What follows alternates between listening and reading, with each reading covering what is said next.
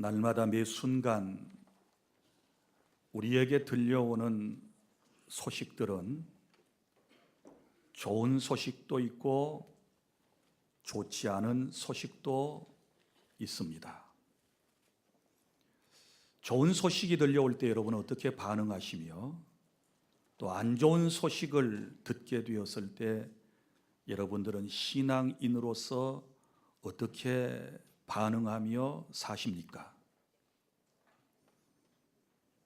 사도 바울은 자신이 로마 감옥에 갇혀 있을 때 자신에게서 복음을 받고 골로새에 가서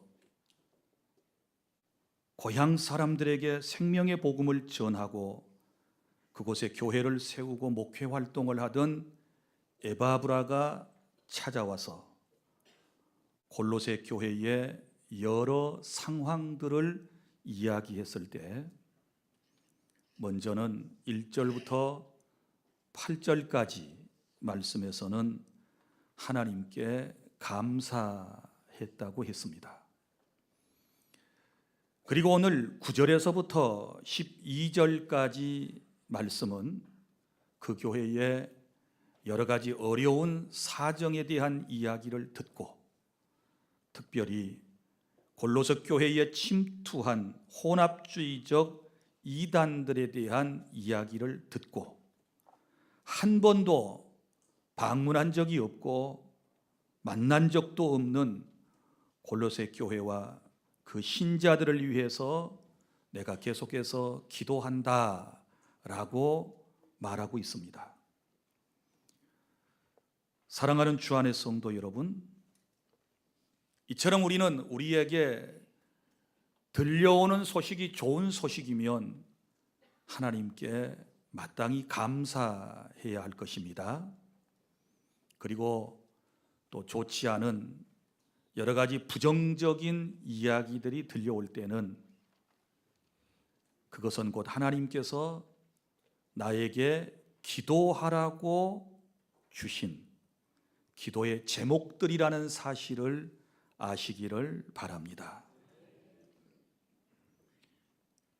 형제의 연약한 소식을 접했을 때, 그리고 성도들의 여러 가지 좋지 않은 이야기들을 듣게 되었을 때, 혹은 부모님이나 혹은 자녀들에 대한 좋지 않은 여러 가지 연약한 이야기들을 들었을 때 주 안의 성도는 마땅히 정죄와 비판과 비난 대신에 그를 위해 기도할 수 있어야 할 줄 믿습니다. 그 본을 오늘 사도 바울이 우리에게 보여주고 있거든요. 그래서 골로새서 1장 1절부터 8절까지는 감사의 제목들을 쭉 열거하고 있고, 그리고 오늘 본문 9절부터 12절까지의 말씀은 그들을 위하여 구체적으로 내가 쉬지 않고 기도한다, 이렇게 말씀을 하고 있습니다. 사랑하는 주 안의 성도 여러분, 오늘 이 말씀을 통해서 우리가 일생 동안 늘 기도해야 할 기도 제목 3가지를 여러분들에게 말씀을 드리겠습니다. 첫째는 하나님의 뜻을 알기 위해서 기도하시기를 바랍니다. 9절 다 함께 시작. 이로써 우리도 듣던 날부터 너희를 위하여 기도하기를 그치지 아니하고 구하노니 너희로 하여금 모든 신령한 지혜와 총명에 하나님의 뜻을 아는 것으로 채우게 하시고. 아멘. 여기 이로써 우리도 듣던 날부터 뭘 들었다는 겁니까? 골로새 교회에 대한 사정 이야기를 들었다는 겁니다. 그래서 그 교회의 형편이 지금 어떠한가에 대한 소식을 듣고 그들을 위하여 기도하기를 그치지 아니한다. 그 첫 번째가 바로 너희로 하여금 모든 신령한 지혜와 총명에 하나님의 뜻을 아는 것으로 채우게 하시기를 기도했다라고 하는 말씀입니다. 성도 여러분, 하나님의 뜻이 무엇입니까? 우리가 세상의 다른 것은 잘 몰라도 신앙생활을 하면서 하나님의 뜻을 바로 아는 것이 중요합니다. 하나님의 뜻은 이렇게 정의할 수 있습니다.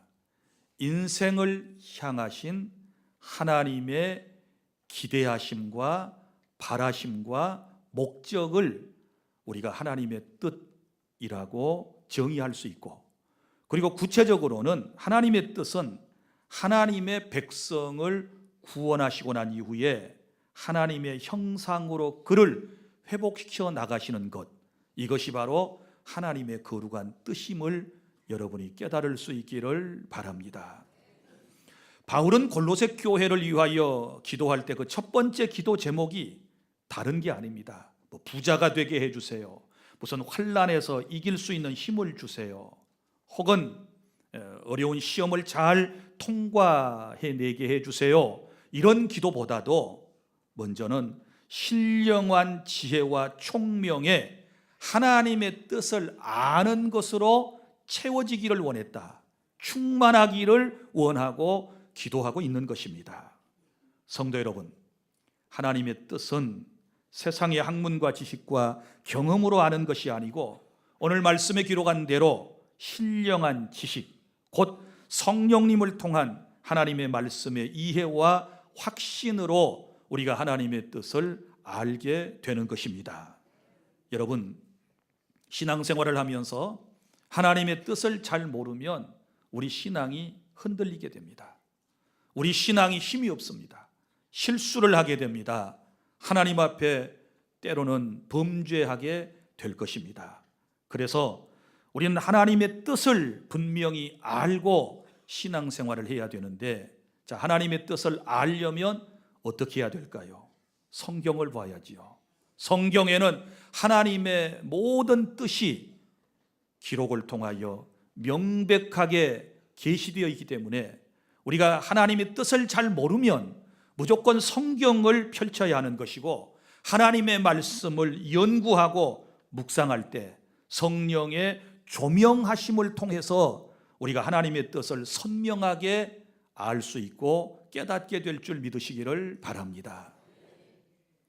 여러분 보십시오. 하나님의 뜻을 성경 66권에 하나님께서 이미 다 기록해 놓으셨습니다. 그런데 이 기록된 말씀을 껌껌한 데서 보게 되면 어떻게 될까요? 깨달음이 없습니다. 읽을 수도 없습니다. 알 턱이 없지요. 여러분이 컴컴한 곳에 가서 이 보배로운 말씀을 가만히 들고 있다고 그래서 여러분이 무슨 도움이 될 수 있겠습니까? 그렇지 않습니다. 이 컴컴한 곳에 조명이 쫙 비춰오고 빛이 들어오면 이 말씀이 확연하게 잘 드러나고 우리 눈에 쏙쏙 들어오면서 우리가 깨달아지게 되는 것처럼, 그냥 어두운 심령을 가지고 어둠 가운데서 성경을 읽으면 수천 번을 읽어도 그 뜻을 못 깨달아요. 빛이 있어야 돼요. 그걸 성령의 비춰주심, 조명하심이라고 얘기하는 거예요. 그래서 우리가 성경을 연구하고 성경을 읽을 때에 항상 성령 하나님의 비춰주심, 이 조명하심을 통해서만 하나님의 뜻을 보고 알 수 있게 됨을 기억하고, 신령한 은혜로 하나님의 뜻을 알아가는 우리 주 안의 모든 성도 여러분들이 다 되실 수 있기를 바랍니다. 종종 여러분들이 저한테 이런 질문을 합니다. 목사님, 어떤 것이 하나님의 뜻입니까? 어떤 것이 하나님의 뜻입니까? 다 물론 알고 오는 것입니다. 그런데 확인을 받기 위해서 저에게 묻는 것입니다. 여러분을 향하신 하나님의 모든 계획과 하나님의 뜻하심과 하나님의 기대하심과 여러분의 삶을 향한 하나님의 목적은 다시 말하지만 성경에 다 기록되어 있습니다. 궁금하시면 성령님의 조명하심 가운데서 성경을 펼쳐보시기를 바랍니다. 어디로 이사할 것인가? 내가 무슨 직업을 가져야 하며 어떤 직장에 들어가야 할 것인가, 여기 다 있습니다. 부부관계는 어떻게 해야 할 것인가, 사업은 어떤 마인드를 가지고 해야 할 것인가, 물질관에 관하여 하나님의 뜻은 명백하게 여기에 다 기록되어 있습니다. 세상을 살다가 마음이 힘들고 아플 때에 내가 어떻게 하나님의 뜻을 분별해낼 수 있는가도 여기 다 기록되어 있습니다. 인간관계는 어떻게 해야 할 것인가, 다 성경에 보면 하나님의 뜻이 명백하게 기록되어 있기 때문에 우리는 말씀을 통하여 하나님의 뜻을 분별하고 그 말씀대로 살아가는 지혜가 우리 주 안에 모든 성도 여러분에게 있어야 될 줄 믿습니다. 하나님의 뜻만 분명히 분별하고 살아간다면 우리 인생이 실족하지 않습니다. 어그러진 길로 가지 않습니다. 우리는 빛 가운데 살아가기 때문에 항상 하나님이 기뻐하시는 길을 찾아 그곳으로 나아가며 하나님께 영광 돌림의 그런 은총이 있게 될 것입니다. 그래서 우리가 맨 처음에 항상 엎드릴 때마다 기도해야 할 기도의 제목은 하나님의 뜻을 알게 하여 주시옵소서. 그 다음에 둘째는 하나님을 기쁘시게 하는 삶이 되도록 기도하시기를 바랍니다. 바울은 골로새 교회를 향하여 기도할 때 이 성도들이 하나님께서 기뻐하시는 삶을 살 수 있도록 도와달라고 간절한 소원을 하나님께 기도로 승화시키는 모습을 볼 수 있습니다. 여러분, 11절부터 11절에 이 말씀이 나오지 않습니까? 10절 11절 시작. 주께 합당하게 행하여 범사에 기쁘시게 하고 모든 선한 일에 열매를 맺게 하시며 하나님을 아는 것에 자라게 하시고 그의 영광의 힘을 따라 모든 능력으로 능하게 하시며 기쁨으로 모든 견딤과 오래 참음에 이르게 하시고. 아멘. 자, 여기 범사에 기쁘시게 하고, 누구를? 하나님을. 그러면 여기 기쁘시게 한다라고 하는 이 말이 어떤 뜻을 가지고 있는지를 먼저 살펴보는 것이 중요합니다. 원래 이 기쁘시게라고 하는 말의 원어의 뜻은 이런 데 쓰여졌습니다. 상인들이 단골 손님을 기쁘게 하려는 최상의 노력이라고 하는 단어에서 나왔습니다. 무슨 얘기인가 하면 상인들이 단골 손님에게 계속해서 물건을 팔아야 되지 않겠습니까? 그렇다면 자기 가게에 자기 집에 찾아온 손님들을 어떻게 하든지 기쁘게 해줘야죠. 그리고 난 다음에 구매 충동이 일어나고, 그래서 구매하도록 할 때에 쓰는 그 단어를 여기에 지금 채용하고 있는 것입니다. 여러분, 우리가 세상에 살면서도 어떤 한 가게에 단골 손님이 되는 경우는 어떨 때 그렇습니까? 예를 들어서 한 식당에 단골 손님이 되는 경우는 이럴 경우입니다. 먼저는 그 식당에서 만들어내는 음식이 맛이 있어야 되겠지요. 맛이 없는데 갑니까? 그 다음에 또 하나는 질이 좋아야 하겠지요. 내게 해로운 음식을 파는 곳이라면 절대로 가지 않습니다. 질이 좋아야지요. 자기의 육체의 영양과 상관이 되는 이런 질 좋은 가게를 찾게 되지요. 그 다음에 세 번째는 양이지요. 양, 실컷 먹을 수 있어야 되지 않겠습니까? 자, 맛도 있고 질도 좋은데 비싸고 양이 적으면 사람들이 잘 가지 않습니다.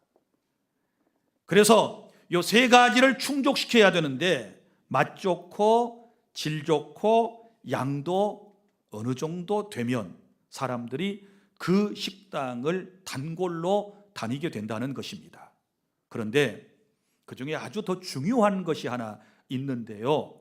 그게 뭐냐 그러면 친절 때문에 가요. 거기에 친절이 없으면 아무도 가지 않습니다. 아무리 맛있는 음식을 만들어내고 질이 좋고 양이 많다 할지라도 그 주인과 종업원이 친절하지 않게 되면 누가 단골집으로 정하고 매번 가겠습니까? 예를 들어서 내가 그 가게에 들어가는데 맛소문을 소문을 듣고 찾아갔어요. 그런데 아무도 와서 반겨주는 사람이 없습니다. 그저 주인은 주인대로 카운터에 앉아서 뭔가 열심히 하고 있고, 또 저 건너편에 서 있는 조그마한 손님이 들어와도 인사도 안 하고 멀뚱멀뚱 쳐다보고 있고, 어디 알아서 앉으라고 그런 것 같고, 물도 안 갖다 주고, 나중에 한 10분 정도나 있다가 물을 가져왔는데 탁자 위에 탁 놓는데 영 불순하고, 예? 이러면 아무리 좋은 음식을 만들어내는 식당이라도 갈까요, 안 갈까요? 나는 안 가요. 근데 여러분들은 갈 것 같아. 왜냐하면 워낙이나 인상이 좋잖아. 그리고 마음이 나보다 훨씬 더 착한 분들 같아서 여러분들은 다 가실 것 같은데, 저는 그런 가게는 다시는 안 갈 겁니다. 설령 맛이 좀 떨어지고 질에 있어서 양에 있어서 좀 부족한 감이 있지만 먹을만 하다 그러면 그 주인이 친절하고, 그리고 손님인 나를 왕처럼 그렇게 대해주면 나는 기분이 좋아서라도 틀림없이 그 가게를 찾게 될 것입니다.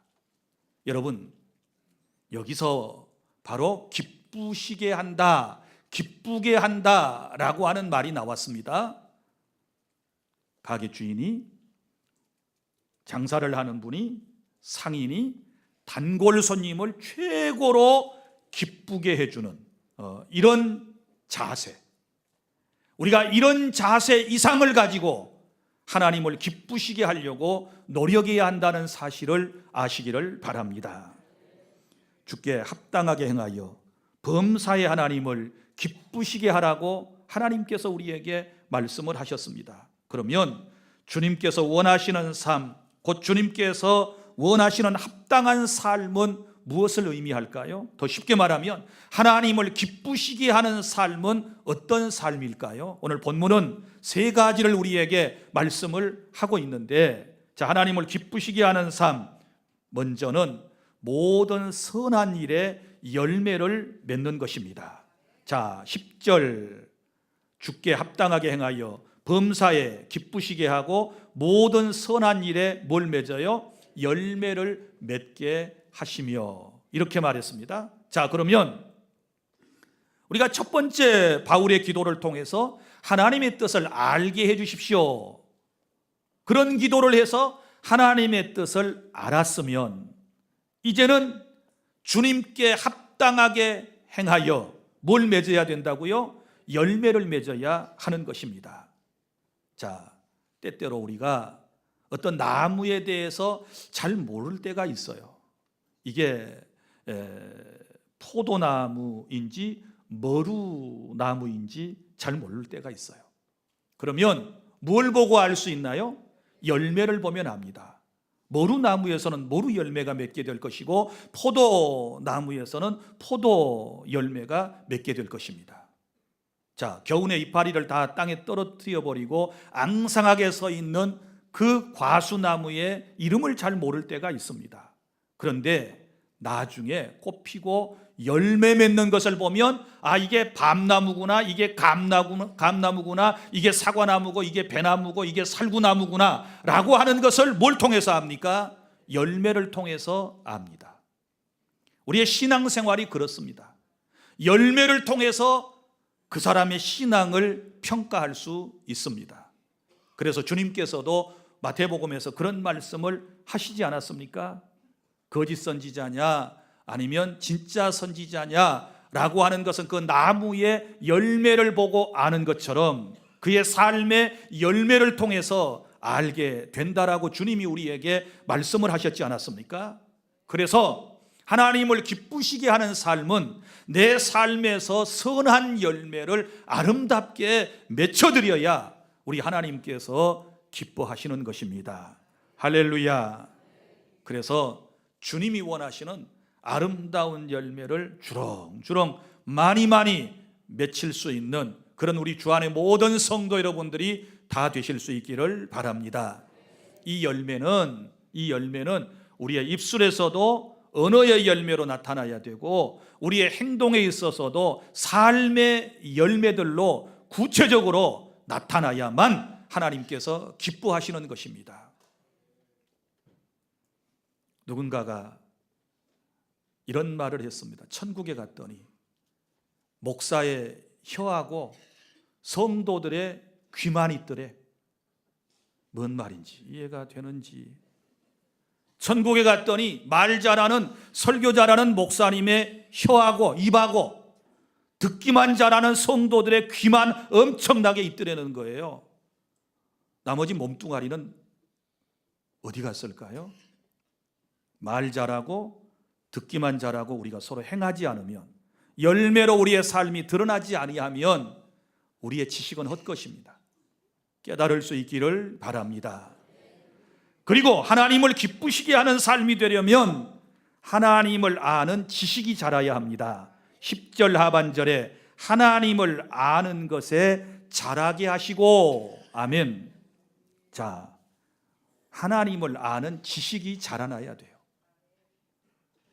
우리가 교회를 이만큼 출입했으면, 지금까지 예수님을 믿고 목사의 설교를 들었으면, 교회에서 이 정도의 직분을 맡았으면, 이 정도 하나님께 예배하고 매 시간마다 하나님의 말씀을 들었으면, 이제는 우리의 지식이, 영적인 지식이, 우리의 삶의 수준이 점점 자라나야만 하는 것입니다. 생명이 있는 것은 자라나야 합니다. 믿습니까? 식물도 자라나야 되고, 그리고 아이도 세상에 태어났으면 이 아이가 정상적으로 자라날 때 여러분 부모의 마음이 기쁘지 않겠습니까? 심지어 요즘 장난감도요, 뭔가 변화가 있어야 애들이 좋아합니다. 제가 얼마 전에 제주도에 가서 돌고래 쇼하는 곳에 다녀오면서 우리 주한이를 뭘 사줄까? 장난감을 파는 선물 가게에 갔습니다. 갔더니 무슨 알을 파는 거예요. 알을. 보았더니 그 케이스에 공룡알, 또 무슨 열대어, 물고기 알, 이런 것들이 있어서 일단 뭔지 모르니까 2개를 샀어요. 공룡 알하고 열대어 그려져 있는 물고기 알을 샀습니다. 설명을 들었더니 어떻게 하느냐, 이걸 꺼내 가지고, 알이래요. 달걀처럼 생겼어요. 이걸 컵 안에 넣고 물을 부어 놓으면 이게 시간이 되면 알이 터지면서 안에 있는 공룡이 나오고 물고기가 나온다는 거예요. 그래서 이걸 사다가 우리 주한이가 목포에 왔길래 그걸 주었어요.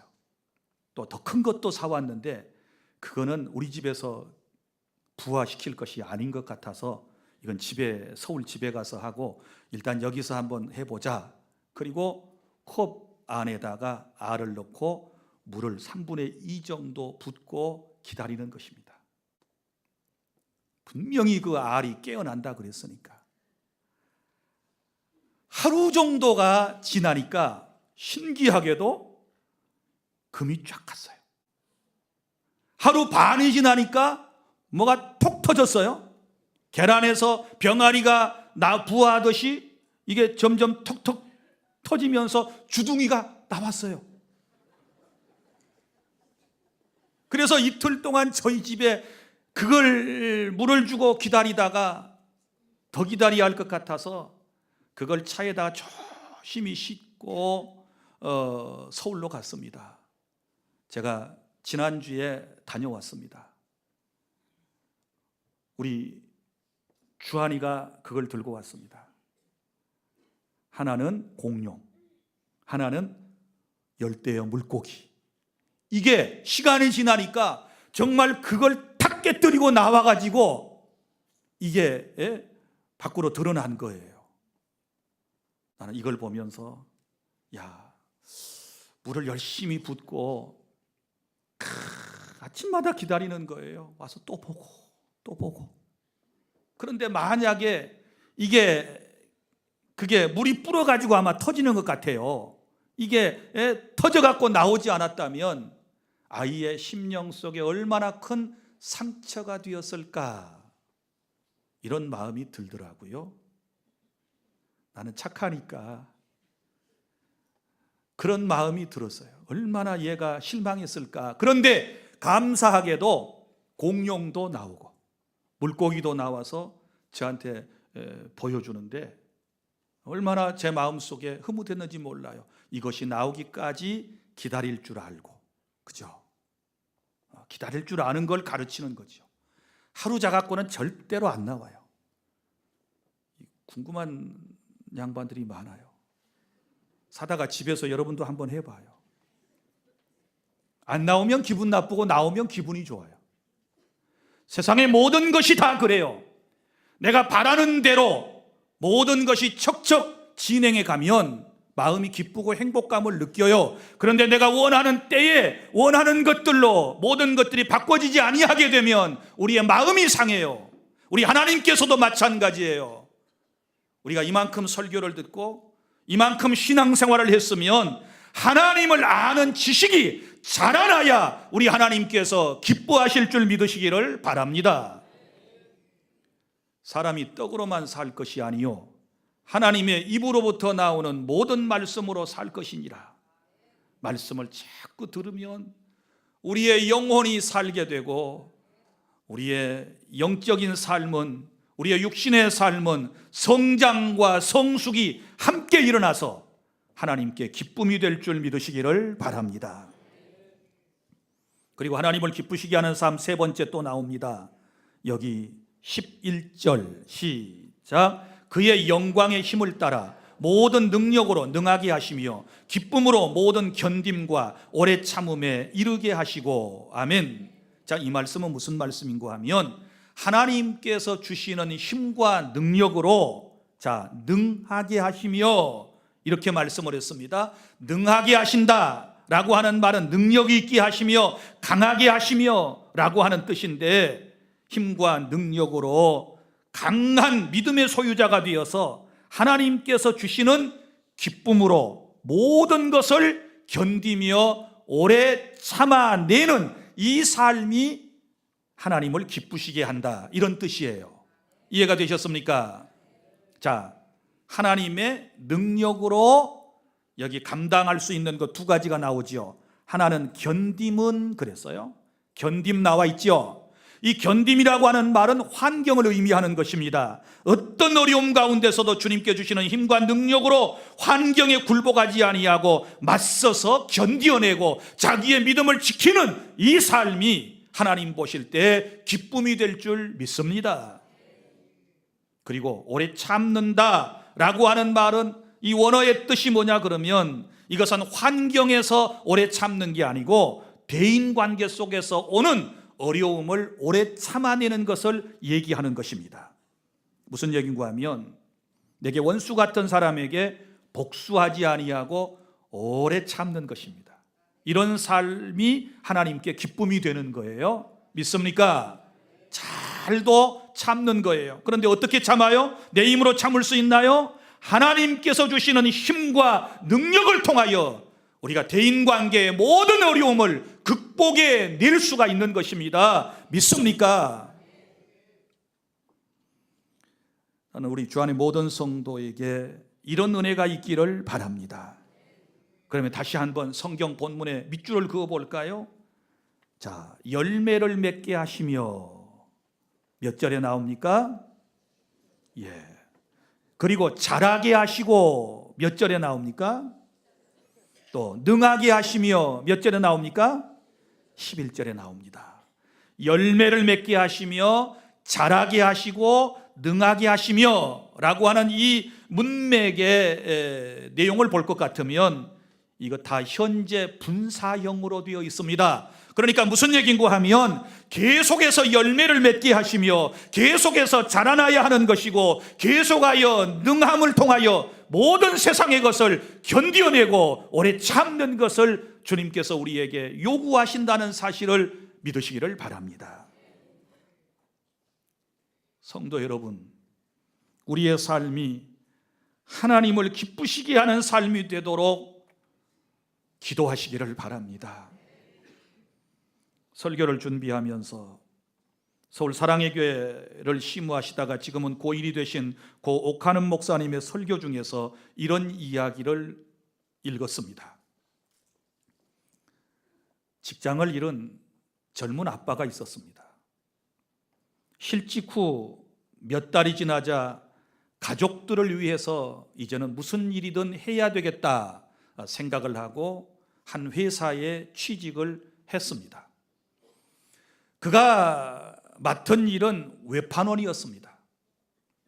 가가호 집을 방문하고 그리고 길거리에서 만나는 사람에게 상품을 소개하고 그것을 판매하는 일을 하게 되었습니다.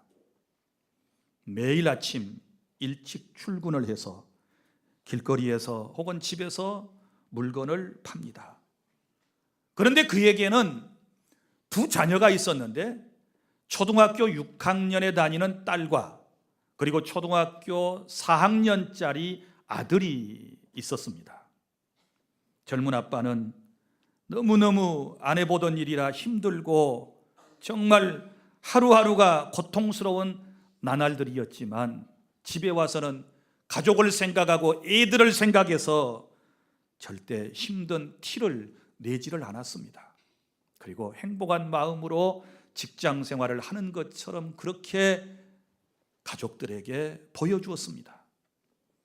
그런데 어느 날 이 아이들이 아빠의 구두를 보았더니 다 닳아서 너덜너덜했습니다. 나중에 아빠는 그 구두를 버리고 운동화로 바꿔 신고 출근하는 것을 보았습니다. 큰딸은 그 모습을 볼 때 마음이 아팠습니다.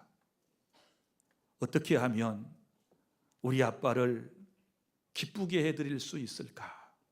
밤새 어린 딸이 고민하고 생각하다가 아빠가 예전에 신었던 구두를 사드려야지 이렇게 마음을 먹었습니다.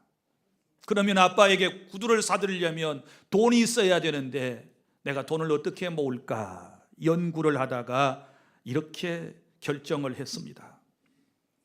학교에 갈 때 버스를 타지 않고 걸어 다니기로 했습니다. 그리고 그 버스비를 모아서 아빠 구두를 사드리기로 한 것입니다.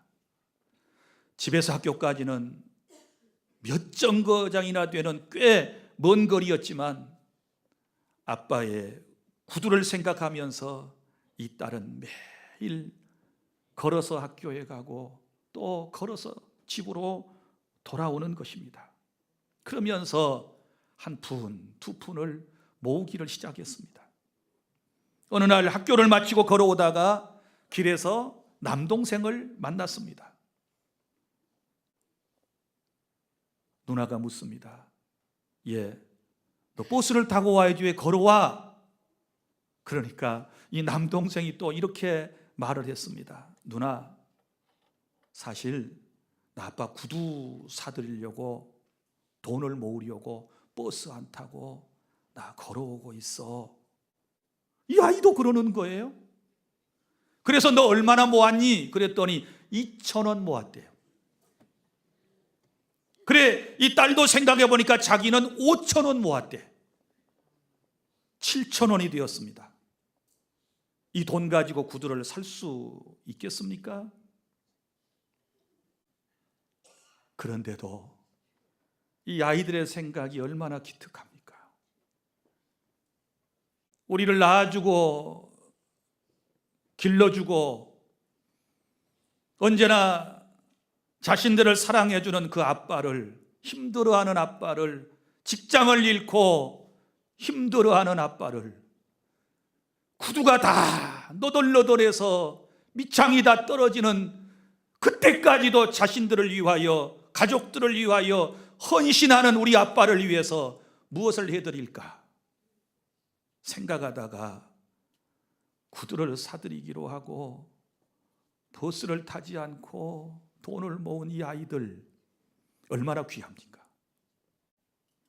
여러분, 이런 자식을 둔 부모는 마음이 어떨까요? 기쁘지요. 이런 아들과 딸을 둔 부모의 마음은 정말 행복할 거라고 생각을 합니다. 내가 고생하는 것을 알아주는 이가 있으니, 내가 힘들게 돈을 벌어다 준다는 사실을 알아주는 사람이 있을 때 얼마나 마음이 기뻤겠습니까? 사랑하는 여러분, 우리 한번 생각해 봅시다. 우리를 구원하신 하나님, 나를 사랑하시는 하나님, 나의 죄를 용서하시고 나를 천국 백성 삼아주신 하나님, 부족한 나를 버리지 아니하시고 끝까지 나를 사랑하시는 이 하나님에게 우리의 삶이 기쁨이 되어져야 될 줄 믿습니다. 이 하나님을 기쁘시게 해드리기 위해서 우리가 무슨 일이든 못하겠습니까? 하나님께서 기뻐하시는 일이라면 뒤로 물러서서도 안 되는 것이고, 하나님께서 기뻐하시리라면 따져서도 안 되는 것이고, 하나님께서 기뻐하시는 일이라면 머뭇거려서도 안 되는 것이고, 우리는 감사함으로 그 일을 감당해야 우리 하나님께서 더 기뻐하시고 우리에게 복을 내려주신다는 사실을 믿으시기를 바랍니다. 우리가 기도해야 할 두 번째 제목은 다른 게 아니고, 날마다 하나님에게 기쁨이 되는 삶을 살게 하여 주시옵소서, 이렇게 기도하는 저와 여러분이 될 수 있기를 바랍니다. 셋째, 12절입니다. 어떤 기도를 계속해야 할까요? 하나님 아버지께 감사하는 삶이 되도록 기도하십시오. 12절 시작. 우리로 하여금 빛 가운데서 성도의 기업의 부분을 얻기에 합당하게 하신 아버지께 감사하게 하시기를 원하노라. 아멘.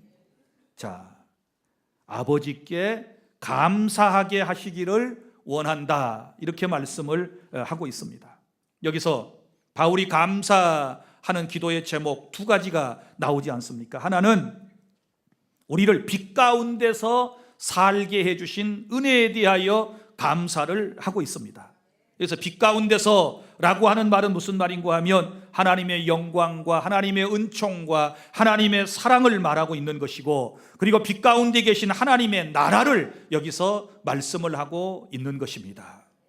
예수님은 빛으로 세상에 오셨습니다. 나는 세상의 빛이다. 요한복음 1장에서 나는 세상의 빛으로 왔다.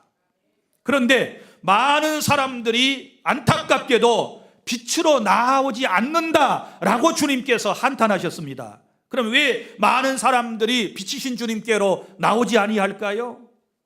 그것은 이런 이유 때문에 그런 것입니다. 어두운 세상 사람들이 빛이신 주님께로 나오게 되면 자기 자신들의 모습이 어때요? 환하게 드러나기 때문에 그래서 나오지 못한다, 이렇게 말씀을 하셨습니다. 여러분, 빛이 오면 어두움은 사라집니다. 믿습니까? 그래서 사람들이 빛이신 주님께 잘 못 나오는 거예요. 그걸 두려워하는 거예요.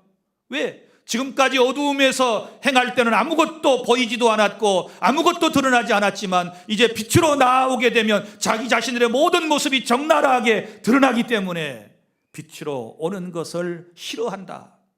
그런데 하나님의 은혜 가운데 저와 여러분은 빛이신 주님께로 나와 지금 빛을 비추고 있고 빛 가운데 살게 되었으니 이것이 감사한 일인 줄로 믿으시기를 바랍니다. 어두움 속에 있으면 사방대 부딪힙니다. 어두움 속에 살아가면 얼마나 답답하겠습니까? 어두움 속에 살아가면 자기의 갈 길을 알지 못합니다. 어두움 속에 살아가면 온갖 실수를 다 하게 됩니다. 그런데 감사하게도 우리는 지금 빛 가운데 살아가고 있는 것입니다. 그러면 감사해야지요. 주님이 나를 빛으로 인도하시지 않습니까? 날마다 감사하시기를 바랍니다. 그리고 또 하나 더 감사해야 할 제목이 나오는데, 그것은 성도에게 기업을 주심에 대하여 감사하라고 말씀을 하고 있습니다. 우리로 하여금 빛 가운데서 성도의 기업의 부분을 얻기에 합당하게 하신 아버지께 감사하게 하시기를 원한다. 믿습니까? 자, 우리를 여기 뭐라고 부르고 있습니까? 성도라고 부릅니다. 죄인된 우리를 성도라고 부르고 계십니다. 우리가 구원받은 것만 해도 너무 감사한데, 우리가 하나님의 나라를 기업으로 받게 되었다. 그런데 여기 하나님이라고 하는 말을 빼고 뭐라고 썼는가 하면 아버지께 감사하시기를 원하더라. 물론 이 아버지는 누구실까요? 하나님 아버지시지요. 그럼 사도 바울은 이렇게 말할 때 뭔가 의도하는 바가 있는 것입니다. 그것은 뭐냐 그러면 하나님과 우리와의 관계를 부모와 자식, 부자지간의 관계로 지금 설명을 하고 있는 것입니다. 여러분, 세상에서도 어떻습니까? 아버지의 재산은 아들이 상속을 받습니다. 믿습니까? 우리가 하나님 아버지를 모신다면, 우리의 하나님 아버지가 계신다면 우리는 그분의 모든 것들을 상속받게 될 줄 믿습니다. 우리가 상속받게 될 그 가장 고귀한 것이 바로 천국이라는 사실을 믿으시기를 바랍니다. 하나님 나라의 상속자가 되게 하셨으니 이보다 더 큰 은혜가 어디 있을까요? 세상에서는 부모님에게 우리가 물려받은 것이 없지만, 상속받은 것이 없지만, 하늘 아버지께 하나님의 나라를 상속받았다면 이보다 더 감사하고 이보다 더 기쁜 일이 어디에 있겠습니까? 그래서 날마다 감사해야 될 줄 믿습니다. 그럼에도 불구하고 성도라고 불리우는 사람들이 감사하지 못하고 세상에서 원망하며 세상을 살아가고 있습니다. 여러분, 성령이 함께 하시는 사람은 범사에 감사하며 살아가지만, 마귀에게 휘둘려 살아가는 사람은 원망하며 불평하며 세상을 살아가게 됩니다. 똑같은 환경이지만 어떤 사람은 불평하고 어떤 사람은 감사하며 살아가고 있는 것입니다. 감사는 행복의 씨를 심는 것이라면 원망과 불평은 불행의 씨를 심는 것이고, 감사는 부요의 씨를 심는 것이라면 불평은 가난의 씨앗을 심고 있다는 사실을 아시기를 바랍니다. 기억하십시오. 씨는 좋은 씨든지 나쁜 씨든지 뿌려놓으면 언젠가는 거두게 됩니다. 직장에서도 불평불만만 늘어놓는 사람은 결국 그 직장에서 퇴출당합니다. 만약에 직장의 직원이 100명이었는데 구조조정을 한다고 칩시다. 사정에 따라서 누군가 한두 명 정도를 퇴출을 시켜야 된다라고 할 때, 여러분 같으면 어떤 사람을 퇴출하고 어떤 사람을 남게 하시겠습니까? 늘 직장에서 일도 하지 아니하면서 원망하고 불평하고 투덜거리고 게으른 사람, 이런 사람을 퇴출 순위 1번에 넣지 않겠습니까? 그리고 늘 감사하면서 행복해하면서 일하는 사람은 어떻게 하든지 그 직장에서 돌보아주고 함께 일하기를 원하게 될 것입니다. 우리의 삶이 그렇습니다. 원망과 불평을 늘여놓는 사람은 실패자가 되고, 감사하는 사람은 성공자가 된다는 사실을 믿으시기를 바랍니다. 이스라엘 백성 보세요. 출애굽 이후에 광야 생활을 하면서 원망하고 불평하던 사람들 광야에서 하나님께서 다 죽게 만드셨고 가나안 땅에도 못 들어갔습니다. 그러나 긍정적인 믿음을 가지고 살아왔던 여호수아와 갈렙은 천국에 들어가는, 가나안 땅에 들어가는 놀라운 복을 받았다는 사실을 믿으시기를 바랍니다. 그러므로 우리는 늘 하나님께 세 번째 기도해야 할 제목은 늘 감사하며 살게 하여 주시옵소서. 말씀을 맺습니다. 사도 바울은 한 번도 가본 적이 없는 골로새 교회 성도들을 위해서 감사하면서 기도했습니다. 먼저는 그들이 잘한 것에 대해서 감사했고, 그리고 난 다음에 그들의 연약함에 대해서 그들을 돕기 위하여 기도를 쉬지 않고 했다라고 하는 말씀이 오늘 본문 말씀이 아니겠습니까? 이 시간 이후부터 여러분들은 누군가의 소식이 여러분들에게 전해지게 되었을 때, 좋은 소식이 들려오면 함께 감사하는 좋은 행복한 마음을 가지시기를 바라고, 혹여 좋지 않은 소식이 들려오게 되면 어떤 사람의 부족함이나 연약함에 대해서 소식이 들려오면 정죄하거나 비판하거나 비난하기보다는, 다시 말하지만 하나님께서 내게 주신 기도 제목인 줄 알고 바울처럼 기도하면 돼요. 믿습니까? 바울은 기도하지 않습니까? 기도 제목을 주신 거예요. 기도해 주기는커녕 안 좋은 소식을 듣고 비판, 비난, 정죄하면 그건 성도의 아름다운 삶이 아닌 것입니다. 지난 시간에도 말씀을 드렸지만 우리의 귀는 복 있는 귀가 되어서 늘 행복한 소식, 좋은 소식만 듣는 귀가 되기를 바랍니다. 그리고 우리의 입술은 복된 입술이 되어서 복음만을 전하는 입술이 될 수 있기를 바랍니다. 그리고 생각해 보면 내가 구원받고 오늘 이 자리에 있게 된 것은 누군가의 기도 때문이지요. 골로새 교회가 세워질 수 있었던 것은 바로 사도 바울의 간절한 기도가 있었기 때문에 이 교회가 세워질 수 있었던 것처럼 우리 개인의 삶도 마찬가지입니다. 나를 위하여 기도하는 부모님이 계셨고, 나를 위하여 기도하시는 여러 친구들, 지인들이 있었기 때문에 내가 구원받고 오늘 이 자리에 나와서 하나님께 예배하게 되었다는 사실을 기억하고, 우리도 빚진 자의 심정을 가지고 누군가의 영혼 구원을 위해서 기도하고 그분의 나약함을 하나님께서 함께 해주셔서 승리자가 될 수 있도록 하나님의 뜻을 잘 알아서 하나님이 기뻐하시는 일을 하며 날마다 감사하며 살아가는 사람이 되게 해달라고 우리가 이제는 기도해 줘야 될 때인 줄로 믿으시기를 바랍니다. 우리가 늘 쉬지 않고 기도해야 할 제목, 하나님의 뜻을 알게 해 주십시오. 하나님을 기쁘시게 하는 삶이 되게 해 주십시오. 그리고 감사하며 살게 하여 주시옵소서.